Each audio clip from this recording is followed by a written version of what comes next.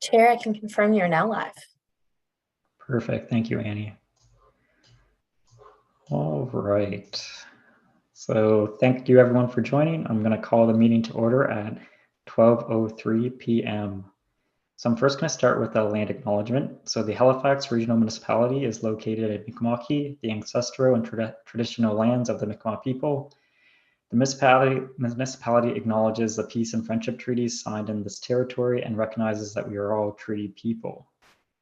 We're running on a bit smaller of a crew today, so I'm going to do a quick AV check for everyone. Ms. McKenzie?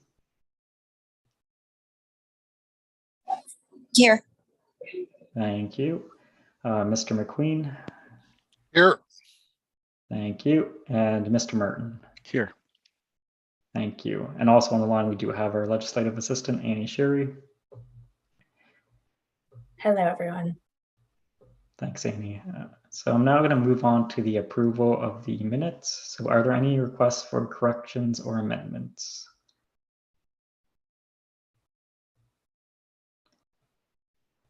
I am hearing none. So I'm going to ask for a mover and a seconder for the following motion: that the minutes of the September 12th, 2022 Investment Policy Advisory Committee meeting be approved as presented. I can move. Moved by Mr. McQueen. I can second. And seconded by Mr. Merton. And if there's no further questions or comments, all those in favor signify by saying yay. Yay. Yay. Yay. And all those opposed signify by saying nay. And the motion passes. So moving on, we're going to move on to the approval of the order of business to our legislative assistant. Are there any additions or deletions to the agenda? Thank you, Chair. There are no additions or deletions for today's meeting. Perfect. Thank you, Annie. Are there any additions or deletions from the members?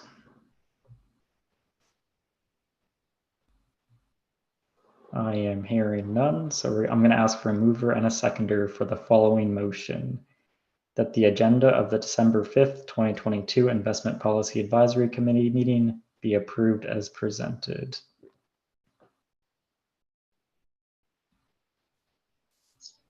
Moved. Moved by Ms. McKenzie, and can we get a seconder, please? I'll second. And seconded by Mr. McQueen. And all those in favor signify by saying yay. Yay. Yay. Yay. And all those opposed signify by saying nay. And the motion passes. So there is no business arising out of the minutes. So I'm now going to move on to item number 5. So I'll now call for a declaration of conflicts of interest. Does anyone have any conflicts to declare?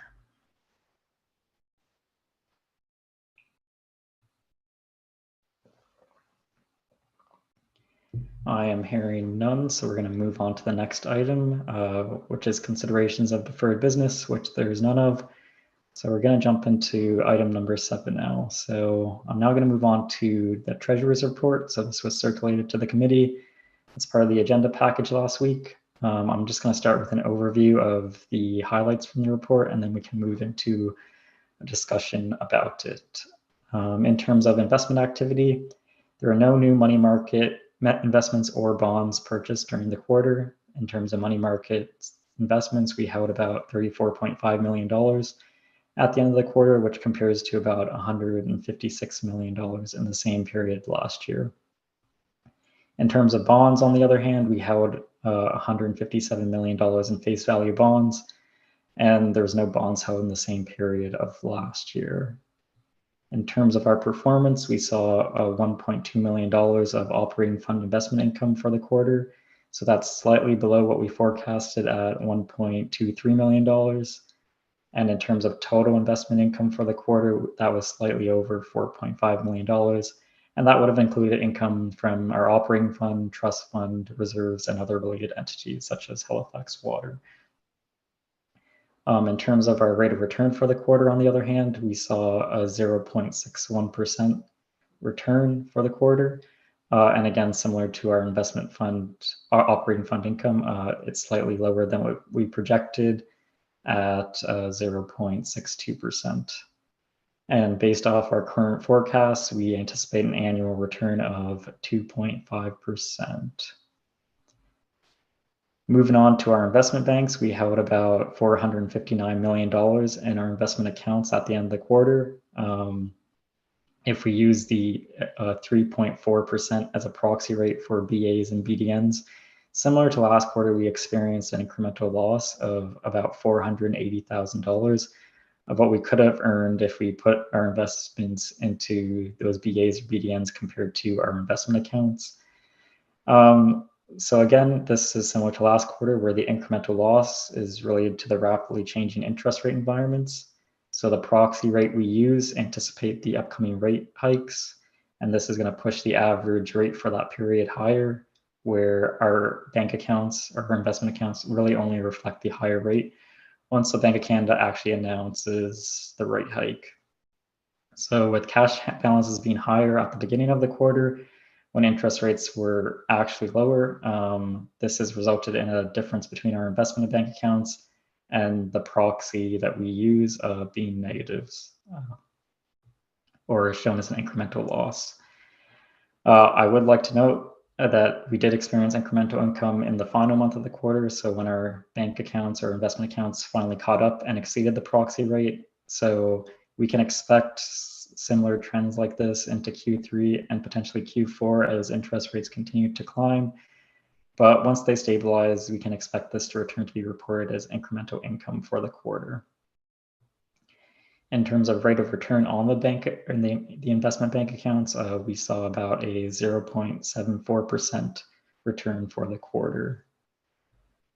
To give an overview of the effects of the past two policy changes, so the 2007 change, which saw the expansion of non-government weighting, again, similar to last quarter, we saw a decrease of $209,000, approximately that much for the quarter, to a total positive impact of this policy change of $5.1 million.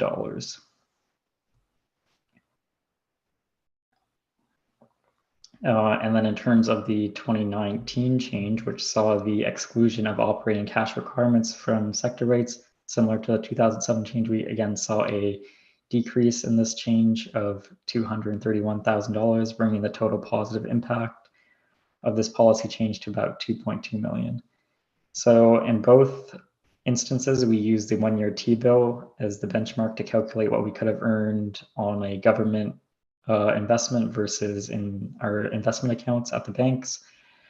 And similar to what I mentioned above about the BA and BDN proxy rate we used, the one-year T-bill is anticipating and accounting for future rate hikes, whereas our bank accounts really only reflect the current rate.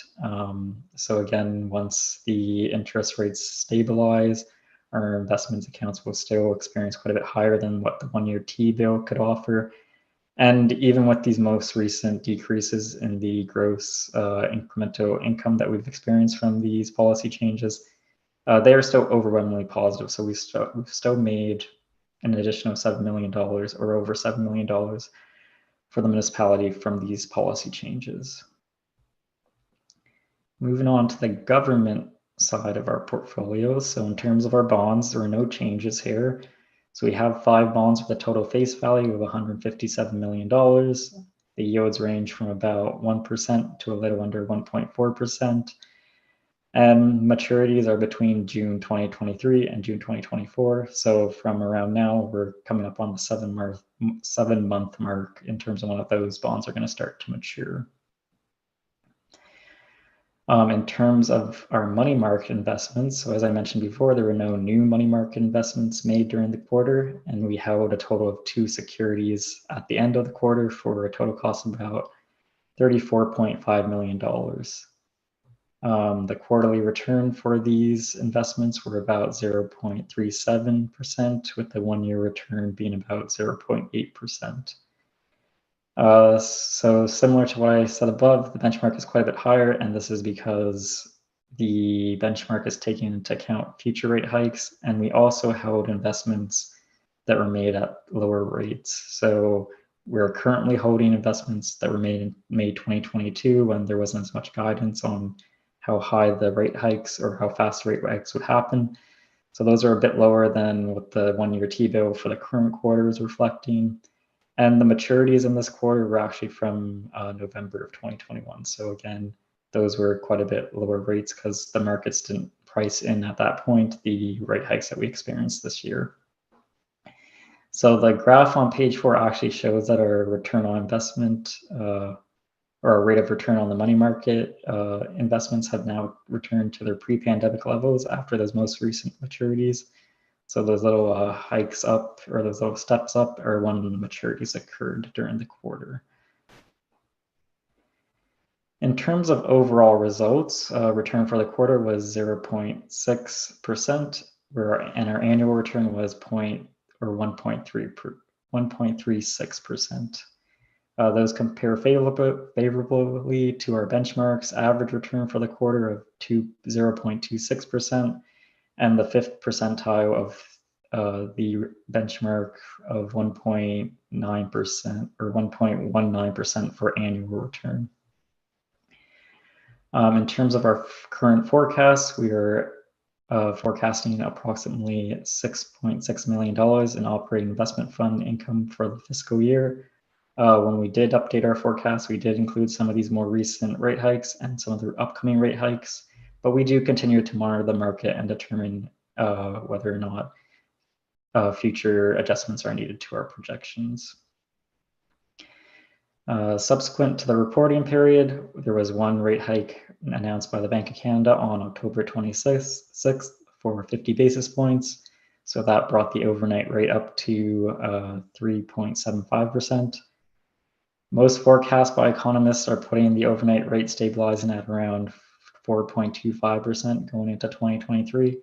There is another scheduled announcement this week. There seems to be a split between economists right now, with some predicting a smaller rate hike of 25 basis points and others predicting 50 basis points. So we'll find out where that lands later this week. In terms of strategy, it remains the same. So we continue to utilize our investment bank accounts for their higher return compared to the available government securities and the additional liquidity it allows when rebalance for our portfolio. And then we rebalance it to government instruments to manage sector weights when required. To wrap up, in terms of our policy objectives, so there's no losses of capital in the quarter, so our preservation of capital was met. We've maintained enough cash balances to cover all for our operational needs, so our liquidity objective was met, and our return exceeded the average return of our benchmark for the quarter. So we believe our competitive rate of return objective was met. So that covers off all the highlights of the report. I'm now going to turn it over for any comments or questions from the committee.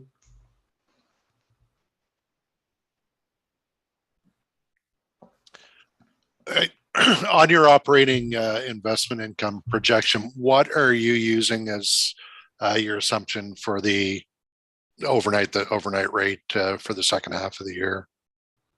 So those were updated near the end of the summer, Mr. McQueen. So at that point, we were looking at around the mid to high 3 range, so 3.5 to 3.75. Like I mentioned, we are continuing to monitor what's happening with the Bank of Canada. So there will likely need to be a small adjustment to our forecast to account for what might happen this week, or we might all be surprised and the Bank of Canada might not announce any change. So we are monitoring that rate hike this week and we will adjust as required. Okay, thank you. Thanks.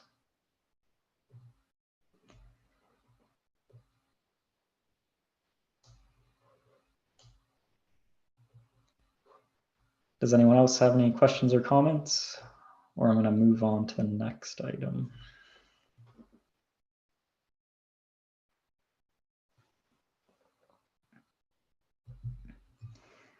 All right, so then I'm going to move on to item 7.1.1. So that is the draft IPAC report for the quarter ending September 30th, 2022. So before I begin a discussion on this item, I'm going to ask for a mover and a seconder for the following motion: that the Investment Policy Advisory Committee recommend that the Audit and Finance Standing Committee forward the Investment Policy Advisory Committee report for the quarter ending September 30th, 2022 to Halifax Regional Council for information. I can move that. Thank Seconded. you. Thanks. Moved by Mr. McQueen, seconded by Ms. McKenzie.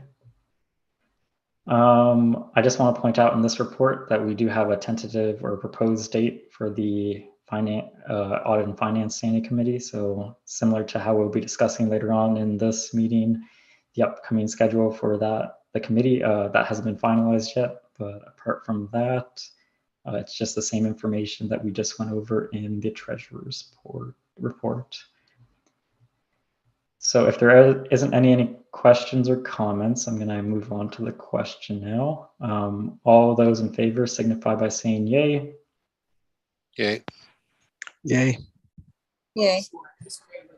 Thank you. And all those opposed signify by saying nay. And the motion passes. Perfect. So we're now going to move on to item 7.2. So this is just an update on the annual policy review that happened in our last meeting. So this is just going to be a verbal update on the progress that has been made from the recommendations that resulted of the last committee meeting. So I just want to give everyone a heads up that on November 22nd, the recommendations did make their way to Halifax Regional Council for approval, and it was approved at that meeting. So it has moved on to the ministerial approval step of the process. If there's no questions or comments on the progress of that, I'm going to move on to our next item. So that is the approval of the 2023 meeting schedule. So Annie is available to answer any questions from the committee that the committee might have. And I'll ask for a mover and a seconder for the following motion: that the Investment Policy Advisory Committee approve the proposed 2023 Investment Policy Advisory Committee meeting schedule as outlined in the staff memorandum. Moved.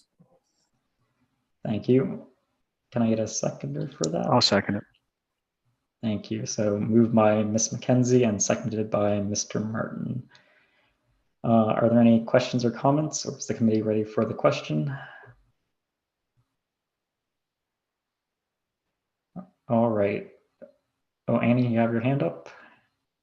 Thank you, Chair. So just wanted to remind committee members that regardless of whether members of the committee have reapplied for their position on the committee or they won't be continuing on the committee moving forward, that the basically all current members are continuing on as members until new appointments are made. So all members will be advised as to when council has officially ratified the appointments for the committee.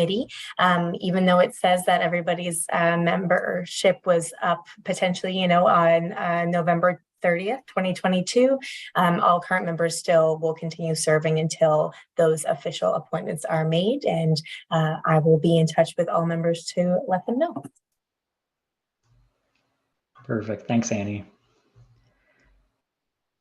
Awesome. So I'm now going to move on to our next item. So there was actually no added items. So, My apologies, Chair. We just need to vote on that one. oh, sorry. All those opposed signify by saying yay. Or all those in favor signify by saying yay. Yay. Yay. Yay. Thank you. And all those opposed signify by saying nay. Thank you. And the motion passes. So now on to the next item. So that's added items. So there are none of those. And in terms of item number 9, so as just approved by the committee, the next meeting of the Investment Policy Advisory Committee will take place on Monday, March 6, 2023. And as Annie had just mentioned, so all current members will continue to serve on the committee until new appointments have been ratified by council. And someone will be in touch to let the committee members know once appointments have been made, regardless of if you applied for the committee or not. And that brings us to our last item. Can I please ask for a mover for a motion to adjourn the meeting? Moved. Seconded. Thank you. Moved by Ms. McKenzie. The committee adjourned at 12:23 p.m.